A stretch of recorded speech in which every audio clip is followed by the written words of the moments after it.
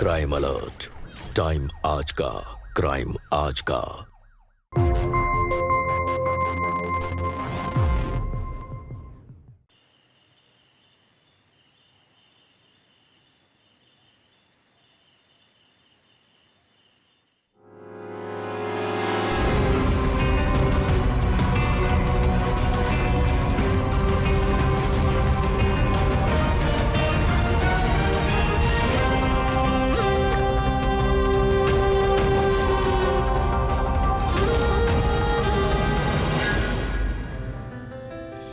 वाह मम्मा, आप तो बहुत प्यारे लग रहे हो, एकदम रानी की तरह। हाँ बेटे, तुम्हारी माँ आज से रानी है, अपनी जिंदगी की रानी। आज से उस पे ना कोई रोक होगी ना कोई टोक। अब उसे पाबंदी में जकड़ने वाला कोई नहीं। बेटा तुम बाहर जाओ, मैं अभी आती हूँ।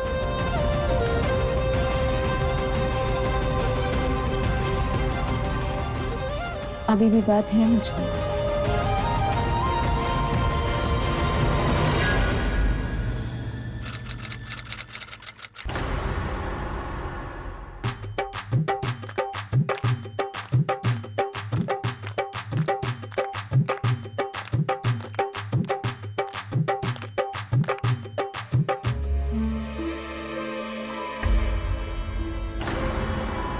अरे ये राधा ही है ना? लग तो वो ही रही है। प्रणाम भाभी जी। क्या बात है राधा, आज तो बड़ा चमक रही हो। लगता है अशोक घर पे नहीं है। हाँ, वैसे अशोक को बताया है ना तुमने कि फंक्शन में आ रही हो? हाँ, तैयार होते वक्त देखा है उन्होंने मुझे जाने से पहले। फिर उन्होंने सोचा कब तक पंछी को पिंजरे में बंद करके रखेंगे, कभी ना कभी पिंजरा तोड़ के उड़ेगा ही ना।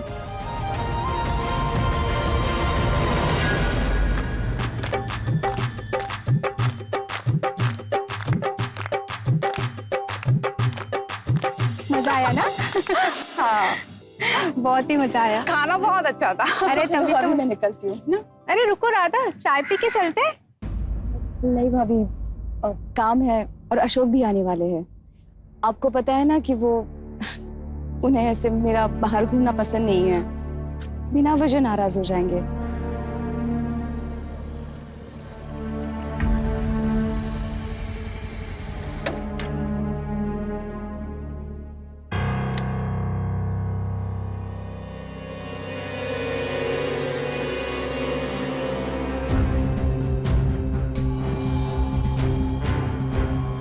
चलिए भाभी मैं चलती हूँ। अरे रुक ना, उसे थोड़ा इंतजार करने दे। उसे भी तो पता चलना चाहिए कि तू उसके हाथों की कठपुतली नहीं है। कम से कम अपनी मर्जी से जिंदगी तो जी सकती है ना। और उसे तभी पता चलेगा कि शादी कर लेनी चाहिए। ले, उसके लिए थोड़ी मिठाई लेती जा। कम से कम अपने बच्चे के बारे में सोच ना।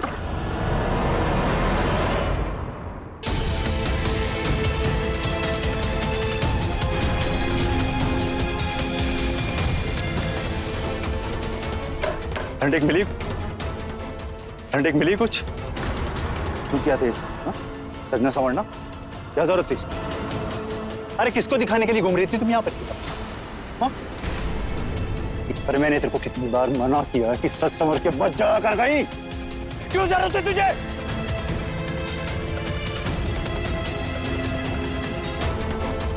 अगर आज के बाद कहीं कहूँ सच संवर के से बुरा कोई नहीं होगा। आज घर से बाहर निकल।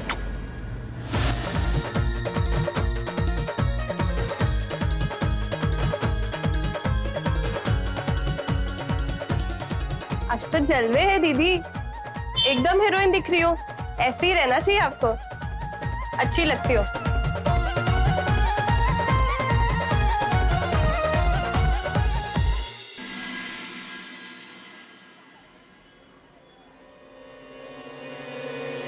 मैडम मैं एक साथ रखूं? नो, जैसा ये है अभी वैसा ही। और आप तो हमेशा डीप चाहिए मुझे। क्यों नहीं हो पाएगा? होगा ना मैडम, क्यों नहीं होगा? आप शादी में जाने वाले हैं? नहीं, मैं ये जा रही हूँ। डिस्काउंट दोगे? क्या मैडम? मैडम बाएं? ऐसे ही जैसे बनाई है कट स्लीव्स वाली, सेम बना दीजिए। सुमी, वो वाला डिजाइन तो दिखाना जो हमने कल सिलेक्ट किया था। ये ऐसा ही बनना चाहिए। ठीक है मैडम। चलो।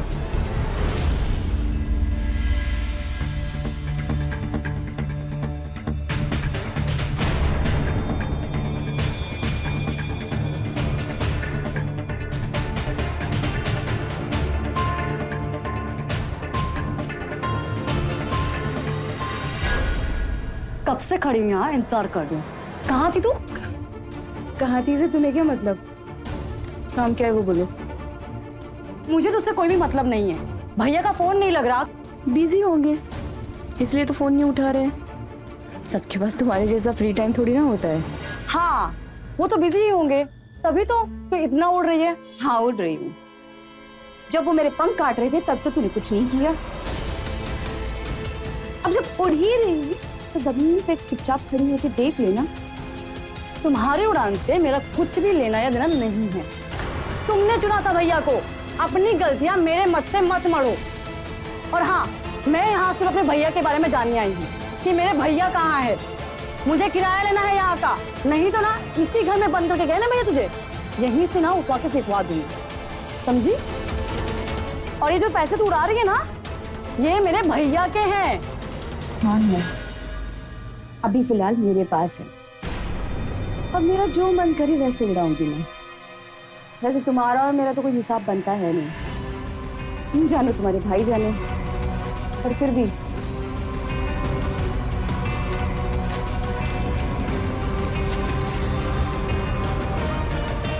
ये रखो, हिसाब क्लियर, ठीक है? और हाँ, तुम्हें थोड़ी भी शर्म होगी ना, तुम मुझे और मेरे बेटे को सुकून से जीने दोगे। चलो जाओ यहाँ से। बैग दे दूं? और सुनिए, हम कल मिलते हैं, ठीक है?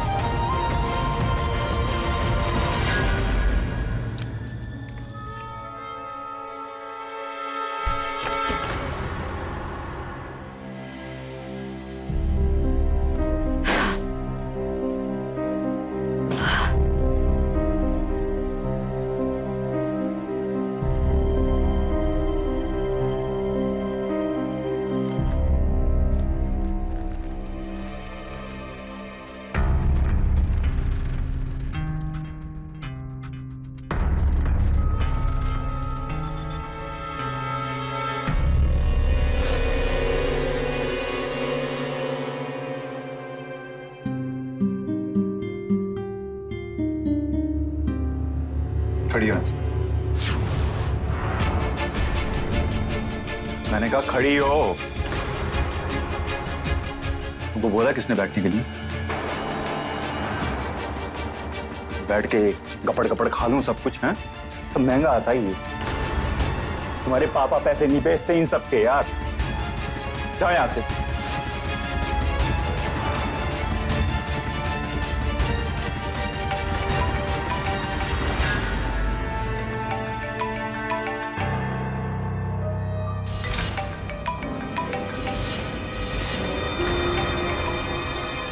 भैया फोन क्यों नहीं उठा रहे?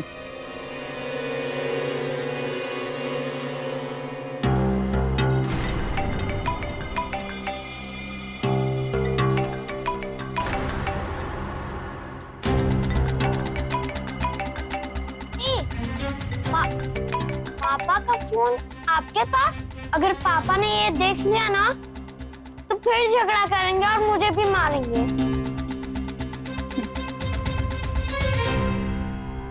बेटा, अब पापा तुम्हें कभी भी मारेंगे, कभी भी।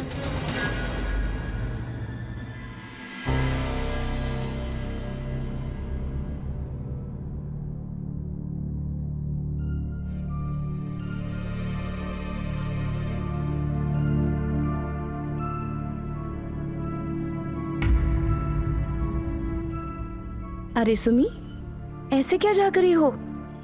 आ जाओ अंदर, आ जाओ अंदर। नहीं दीदी, वो घर पर नहीं है और कुछ दिन आएंगे भी नहीं। फिलहाल शांति है। आ जाओ। मैं तुम्हारा ये वेट कर रही थी। अब सुकून से बैठकर बातें करेंगे।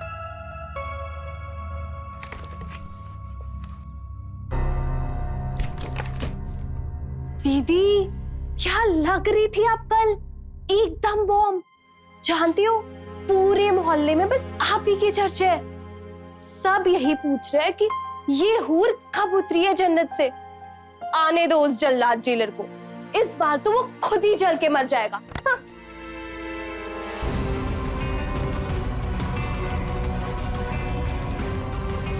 वो जलता नहीं है, जलाता है।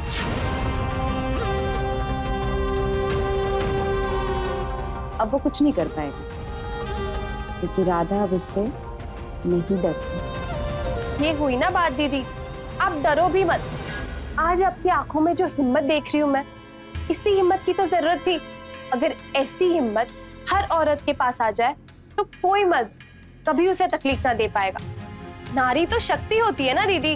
पर दीदी मानना तो पड़ेगा, अब आपके घर के बाहर लाइन लगेगी आपके आशिकों की।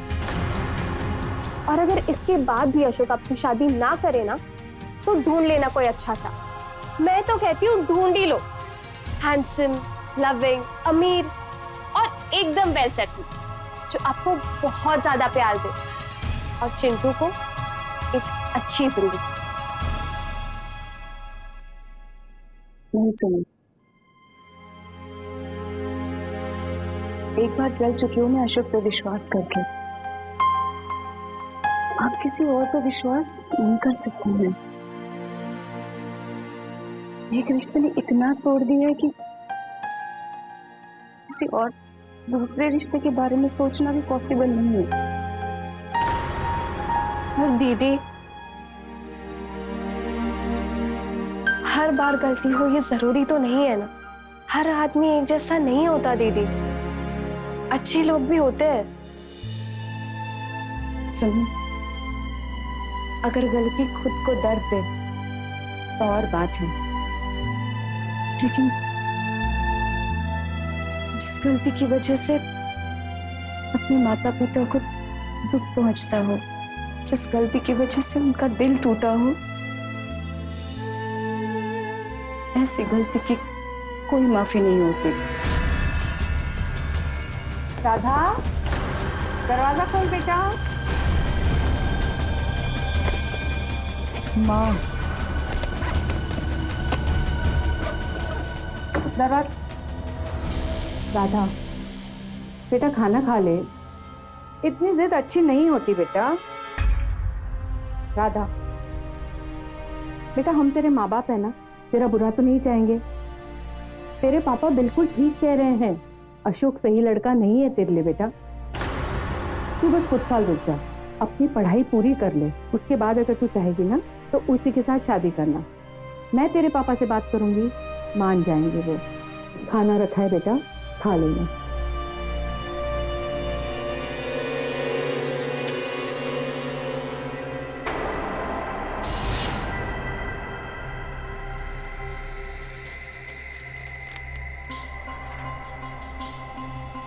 मैं नीचे तुम्हारा इंतजार कर रहा हूँ।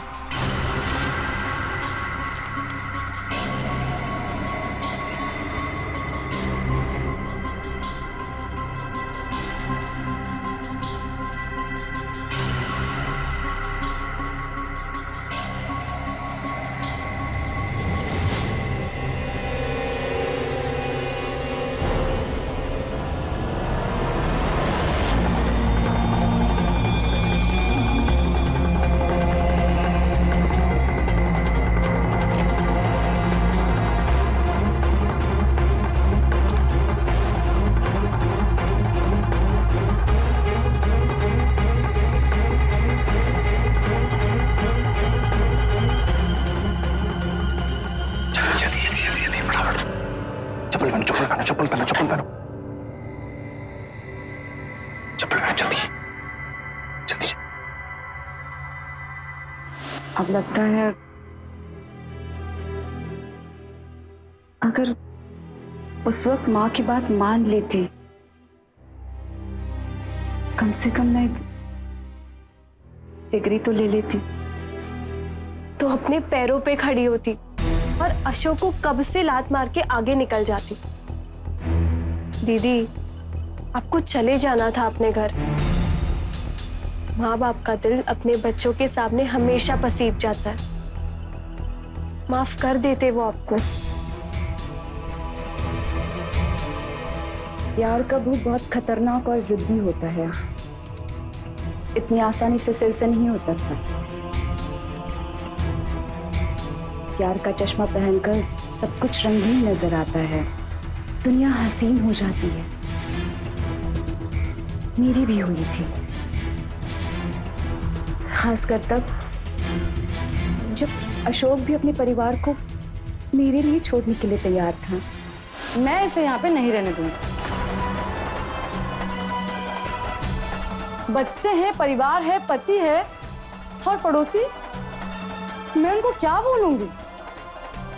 किसका घर बसाने के चक्कर में मैं अपना घर नहीं बर्बाद कर सकती। ठीक है, करते हैं कहीं और इंतजाम ना। चलो आओ। भैया, हम वो अपना दूसरा मकान किराए पे देने वाले हैं। अगर आप चाहो तो आप रह सकते हो, लेकिन आपको किराया देना पड़ेगा। हाँ, दे देंगे किराया। मैंने कहा था ना काम हो जाएगा। थैंक यू तो बोल दो। थैंक यू दीदी। ठीक है। अपना घोंसला बसा के खुश थे दो प्यार के पंछी। जिंदगी अच्छी कट रही थी, प्यार में डूबे दिन और रात बहुत अच्छे लग रहे थे।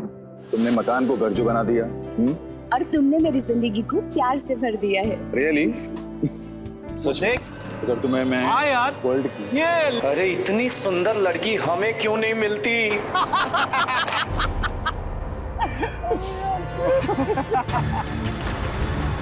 क्या बोला बे? क्या बोला? अशोक, अशोक चलो, अशोक छोड़ो ना। अशोक मेरी अच्छी किसी लोगों को मुंह नहीं लगते। चलो। गलती तुम्हारी है, गलती उनकी नहीं है। इतना सच संवर के निकलने की जरूरत क्या थी? अरे और महिलाएं साड़ी पहन के रहती है, सिंपल सी। तुम नहीं जा सकती क्या? अपनी जवानी दिखानी जरूरी है तुमको? अचानक से सब बदलने लगा। अशोक मुझे हर चीज में टोकने लगा। मैं क्या पहन रही हूँ, क्या खा रही हूँ, किससे मिलने जा रही हूँ। अब ये घोंसला जेल में बदल रहा था मेरे लिए। दम घुटने लगा था मेरा इस घर में, जैसे मेरे हर सांस पे अशोक का पहरा हो। और उसने आपसे शादी क्यों नहीं की? आपने कभी कहा नहीं शादी करने के लिए? सुनी, मेरा इतना दम घुट रहा था कि मैं मंसूबे बनाती रही आजाद होने के, पर फिर चिंटू आया जिंदगी में। लगा अब सब ठीक हो जाए। बेटे का चेहरा देखकर अशोक खुश हो जाएगा, पर नहीं, अशोक का रवैया तो बद से बदतर होने लगा। बस अपने आप को कोसती रही और चिंटू के लिए जीती रही। तुम तो जानती हो ना सुमी,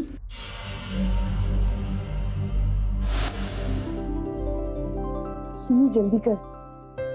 अशोक आने से पहले हमें चिंटू को सरप्राइज देना है। केक कट करना है और लो दीदी, हो गई तैयारियां। केक का है? मैम, ये रहा आपका केक। Thank you. वेलकम।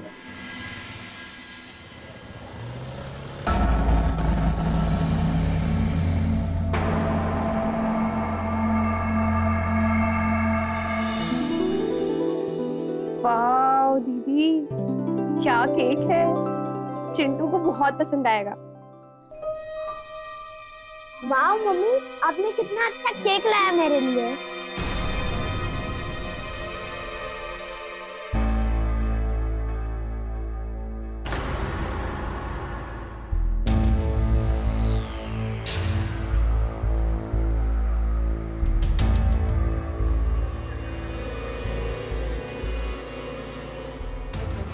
आप आ गए? आप सही वक्त पर आए हैं।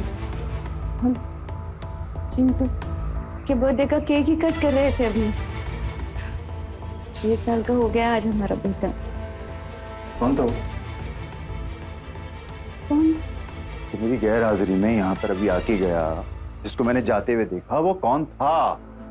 वो केक लेकर आया था, डिलीवरी बॉय था वो। अच्छा, बेवकूफ लगता हूँ मैं तेरे को? मेरे को समझ में नहीं आता है कौन मेरे पीछे से आता है जाता है।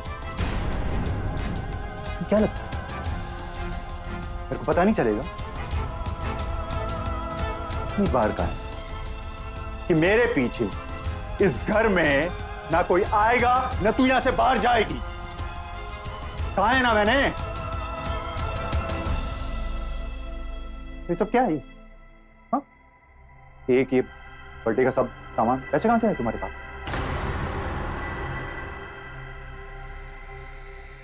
बाहर वाला देके दिया पैसे? बाहर वालों ने लिए पैसे? चुप। आप भी क्या बात कर रहे हैं? मैं भला किसी से पैसे क्यों लूंगी? जब किसी से पैसे तुमने लिए नहीं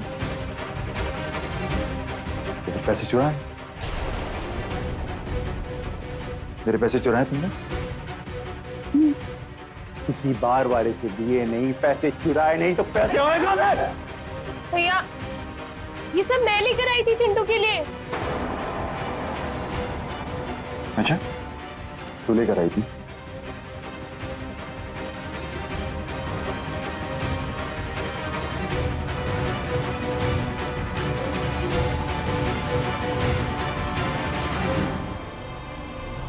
नहीं अशोक!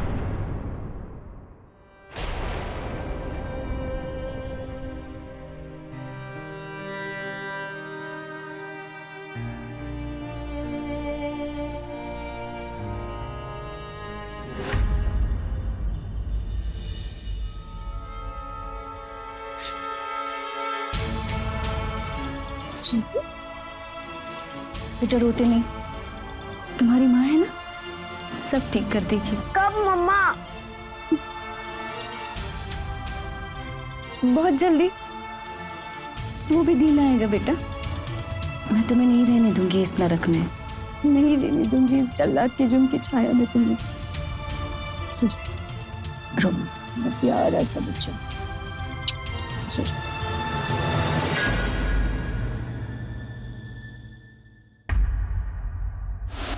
माँ चलो ना गार्डन में खेलने चलते हैं। चलो ना मम्मा, प्लीज चलो ना, गार्डन में खेलने चलते हैं। माँ चलो ना। मैं चलती हूँ तुम्हारे साथ। चलो गार्डन चलते। कोई नहीं जाएगा गार्डन में खेलने के लिए। क्यों? हाँ, गार्डन में खेलने जाने ही नहीं देती आजकल।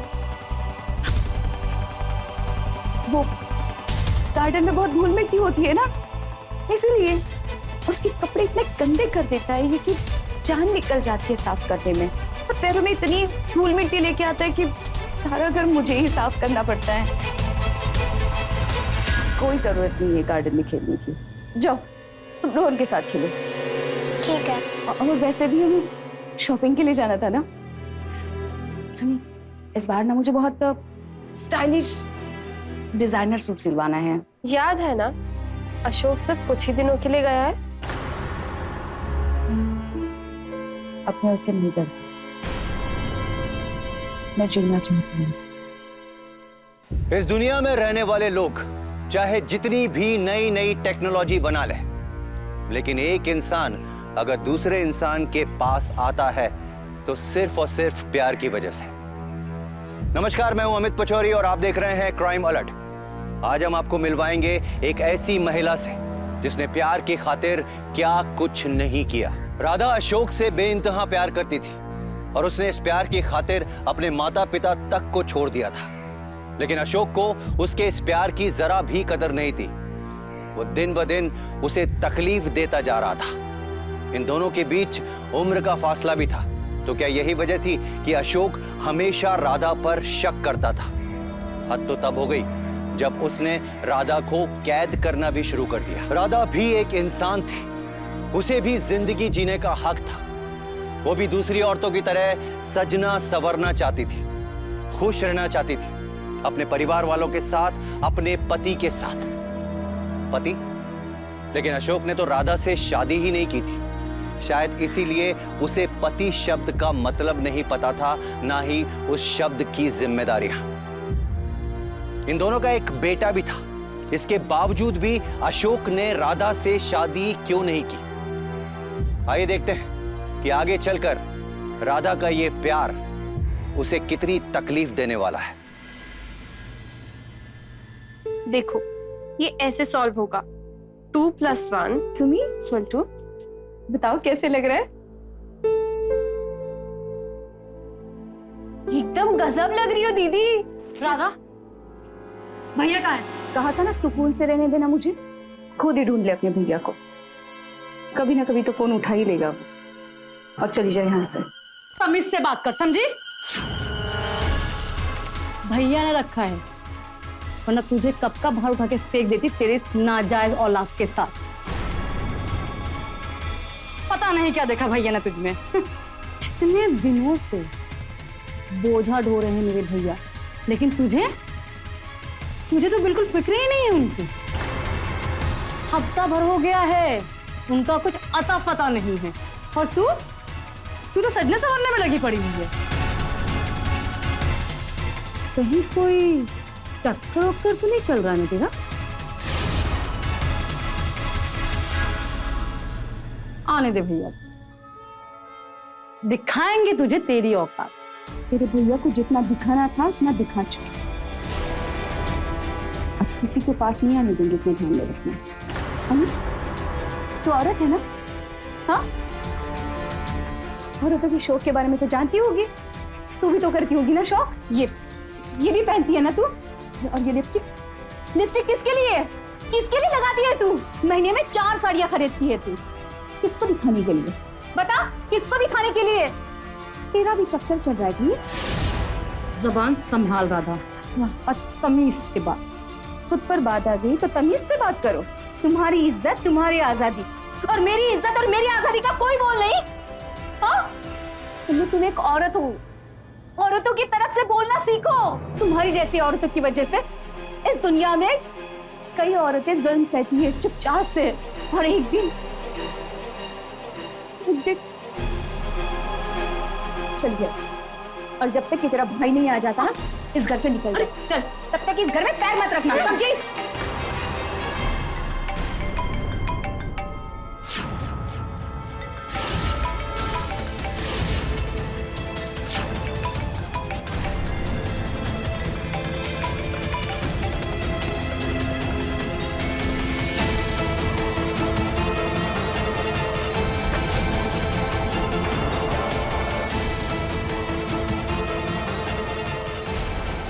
ये भैया का फोन है ना? कहाँ है भैया? मुझे नहीं पता कहाँ है तेरे भैया।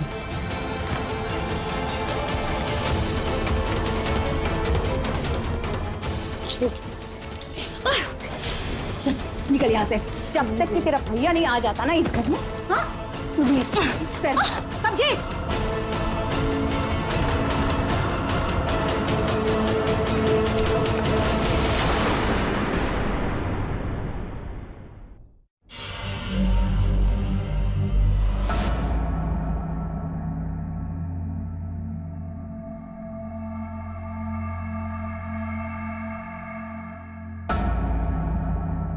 अशोक, अरे राधा, एक काम करो, मैं 3-4 दिन के लिए बाहर जा रहा हूँ। ये बैग में ना मेरा सामान जमा दो थोड़ा सा।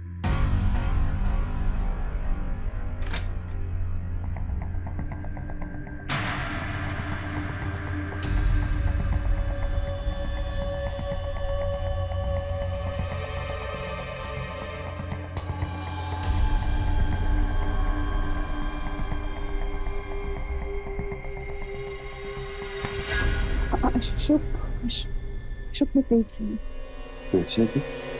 हाँ अशोक। किसका है? मैं पूछता हूँ, किसका? मेरा तो नहीं है। अशोक की दिक्कत नहीं है। बस चलन औरत भरोसे के लायक है नहीं। किसका पाप है? किसका पाप है ये? अशोक, मैं बच्चलन नहीं हूँ, मैंने तुमसे प्यार किया है, समझे? नहीं तो इतने जुल्म सहने के बाद भी यहाँ नहीं होती तुम्हारे साथ। बताओ दीपे, हाँ? बिना शादी के मेरे साथ रह रही है बच्चलन, तो हो सकता है किसी और के साथ क्या कर रही होगी?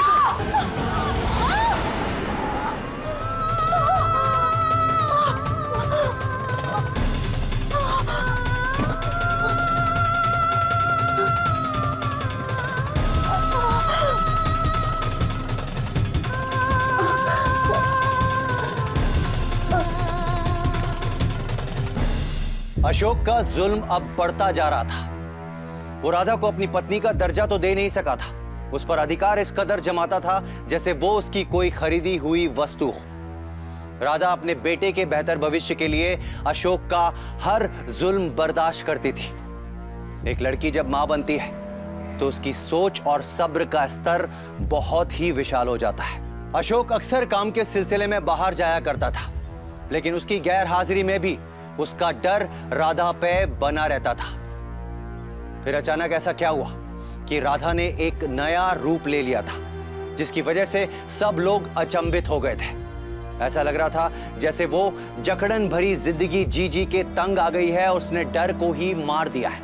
आखिर इतनी हिम्मत उसके अंदर आ कहां से गई थी कि वो बेबाक होकर खुलकर जीवन जीने लगी थी? ऐसा क्या नया हो गया था राधा के साथ?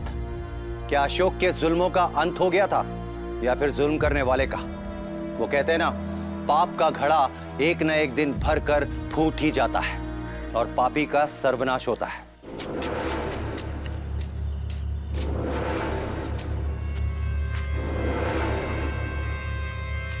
मम्मी, आप ये क्या कर रहे हो? और ये काले पॉलीथिन में क्या है?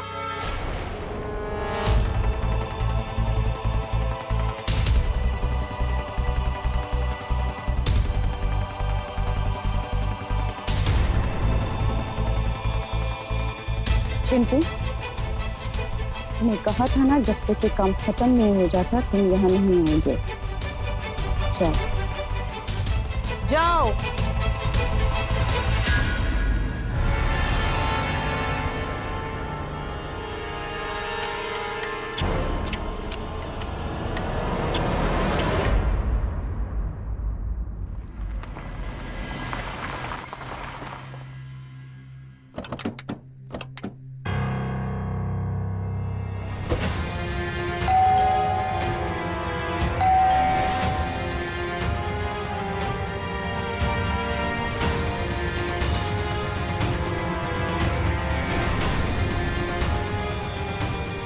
मैडम, भैया का फोन इसी घर में है, इस औरत के पास।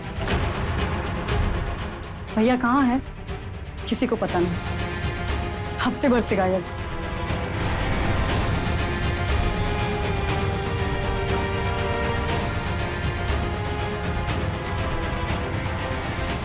पूरे घर की तलाशी लो अच्छी तरह से। जी मैडम। अशोक कहाँ है? राधा, अशोक कहाँ है? मुझे नहीं पता,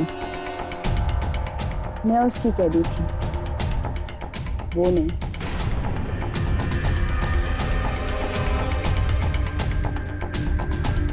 मैडम, पूरा घर छान मेरा, कुछ नहीं मिला, बस ये मोबाइल मिला है।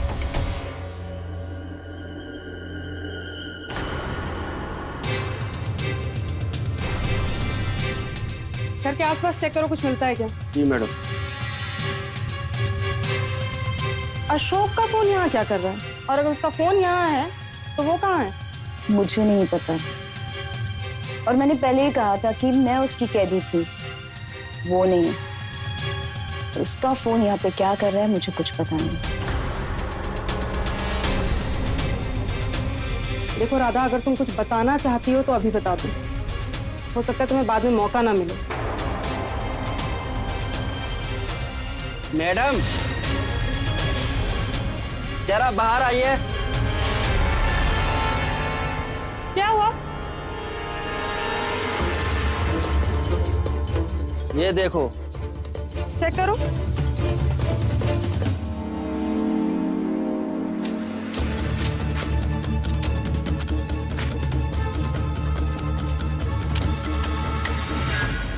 अरे सुन, वो उधर एक बिस्की की बोतल होगी, लेके आना उसको।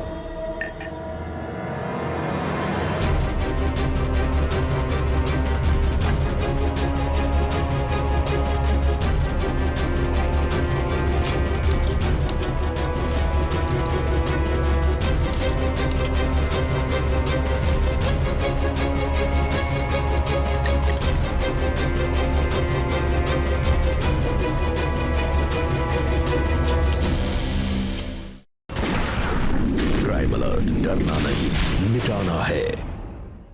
तुम्हारे गार्डन से किसी के शरीर के कटे हुए टुकड़े मिले हैं। अब बोलोगी?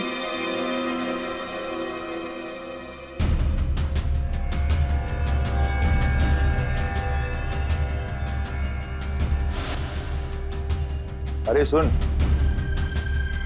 वो उधर एक बिस्की की बोतल होगी, लेके आना उसको। सर किचन में है।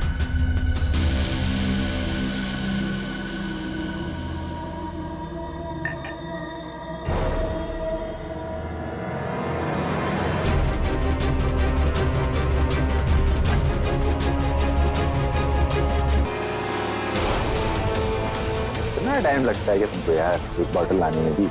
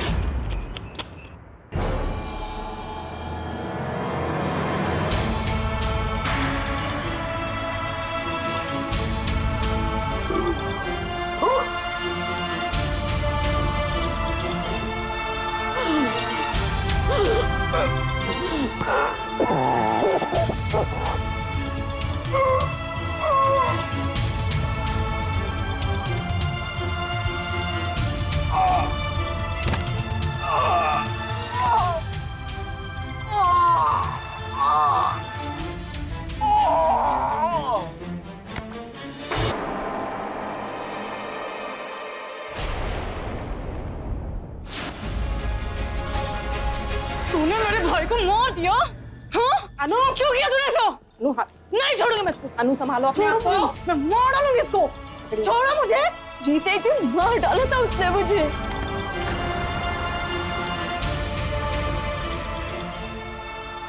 अशोक की लाश कहाँ है?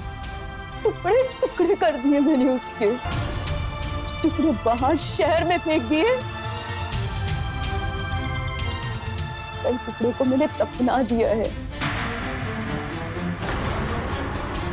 उसने मुझे जितने थप्पड़ मारे ना, उतने टुकड़े कर दिए मैंने उसके।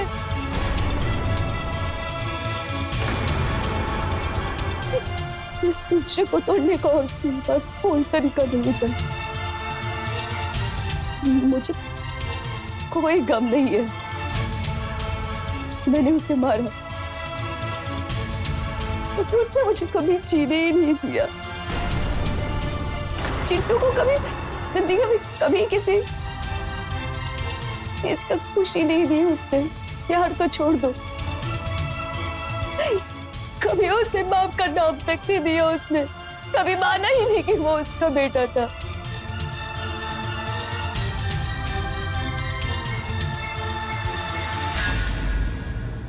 अपने दूसरे बच्चे को तो पैदा होने से पहले ही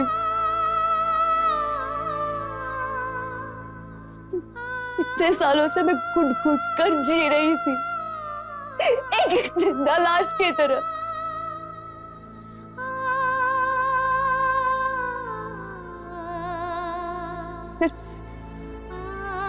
फिर मैं अपनी जिंदगी जी, बहुत खूब जिंदगी जी ली मैंने। नाची गाई, अच्छे कपड़े पहने, अच्छा खाना खाया, वो किया जो मेरा मन किया। अब मुझे बताओ, क्या मुझे जीने का कोई हक नहीं था?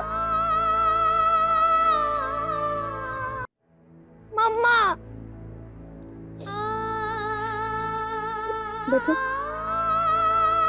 हो सके तो अपनी माँ को माफ कर दे। मैं नहीं रोक पाई अपने आप को। इतना गुस्सा था कि जहर बन गया था। निकालना जरूरी था ना। तो सुबह इसे मम्मी पापा के पास भेज दिया। अशोक ने जो तुम्हारे साथ किया वो गलत था, लेकिन तुमने उससे कहीं ज्यादा गलत किया राधा। उसके जुल्म का बदला लेने के लिए तुम कातिल बन गए। उसका कत्ल करके तुम्हें क्या मिल गया? तुमने एक बार भी नहीं सोचा कि तुम्हारे बच्चे का क्या होगा? और वैसे भी माँ से अच्छी परवरिश कोई नहीं कर सकता। सॉरी बेटा,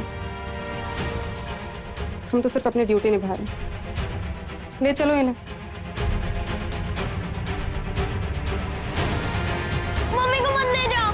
मामा, मम्मी, मम्मी, मम्मी। कर भला तो हो भला, कर बुरा तो हो बुरा। अशोक ने राधा का जीना दूभर कर दिया था। उसने उसे इस कदर प्रताड़ित किया कि राधा के सब्र का बांध टूट गया। राधा को जब इस समस्या का कोई समाधान नहीं मिला तो यह संगीन जुर्म ही उसे एकमात्र विकल्प लगा।